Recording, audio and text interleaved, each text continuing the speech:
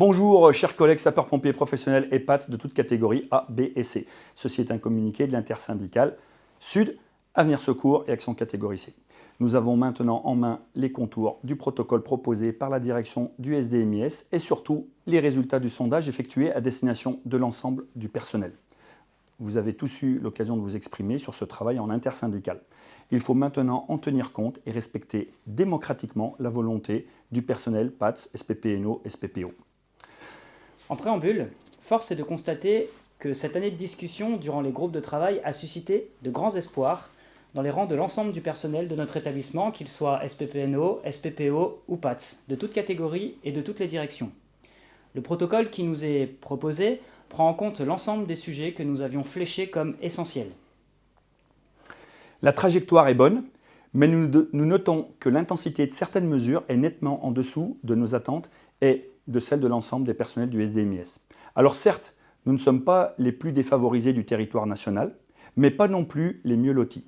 Les sapeurs-pompiers du SDMIS font partie des sapeurs-pompiers du territoire national qui effectuent le plus grand nombre d'interventions par agent pour une des rémunérations les moins attractives, alors pourtant que les prix des loyers font partie des plus élevés de France.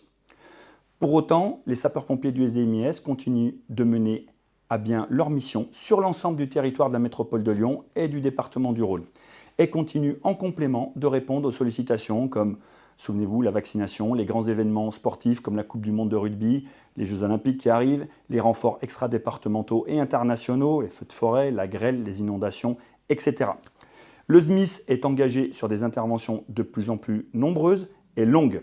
Comme souvent, le SDMIS sera parmi les premiers à mettre en application les nouveaux gestes ASUP issus de la loi Matras.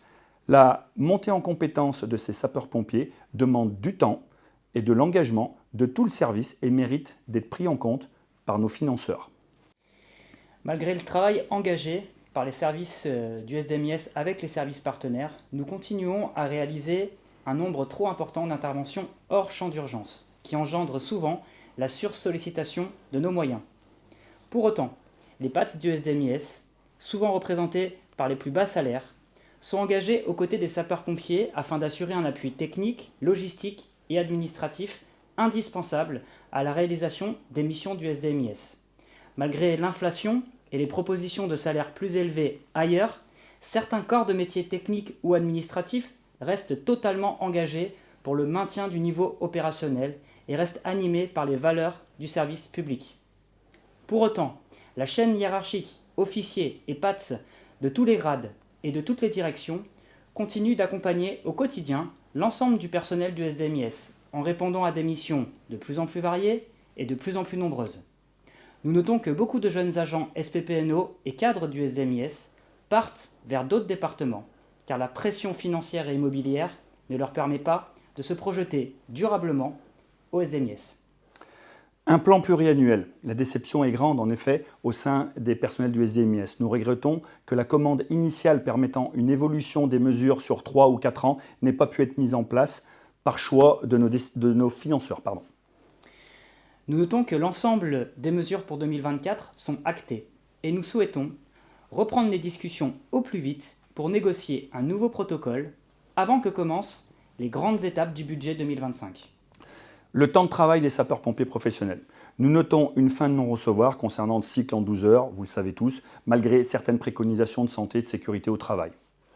Avec la suppression des jours d'ancienneté en application de la recommandation numéro 4 de la CRC, un nouveau régime de 24 heures est proposé aux agents.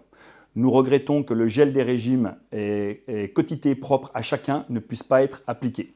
Cependant, la direction s'est engagée à étudier cette option d'un point de vue juridique. Nous continuons à négocier avec la direction pour le critère de priorité de choix concernant ce nouveau régime de travail. Une clause de revoyure est donc actée pour 2025-2026 sur ce terme spécifique afin de revoir le taux d'équivalence à la hausse pour les SPPNO et SPPO en fonction des effectifs en 24 heures et en 12 heures. Les recrutements, nous notons la création de 10 postes de SPPNO en 2024 et la possibilité de création de 2 postes d'officiers, 2 postes de PATS et 10 postes de SPPNO à l'horizon 2026. Nous souhaitons une affectation rapide des SPPNO supplémentaires dans les secteurs à plus forte tension. Nous restons toujours en attente de recrutements supplémentaires afin de répondre à l'évolution de nos missions.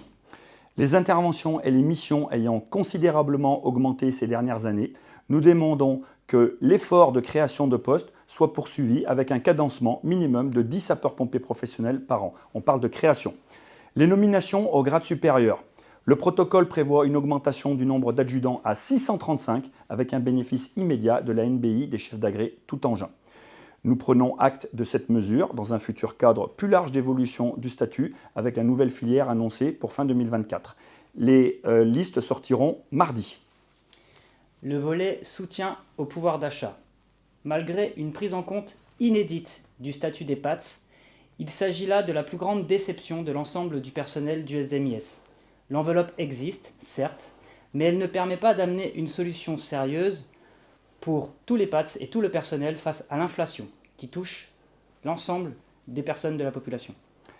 Après plusieurs séquences de négociations, une proposition de prime pouvoir d'achat ou inflation, peu importe le nom, est maintenant sur la table, pouvant être attribuée dans sa forme minimale 300 € à près de 560 agents du SDMIS.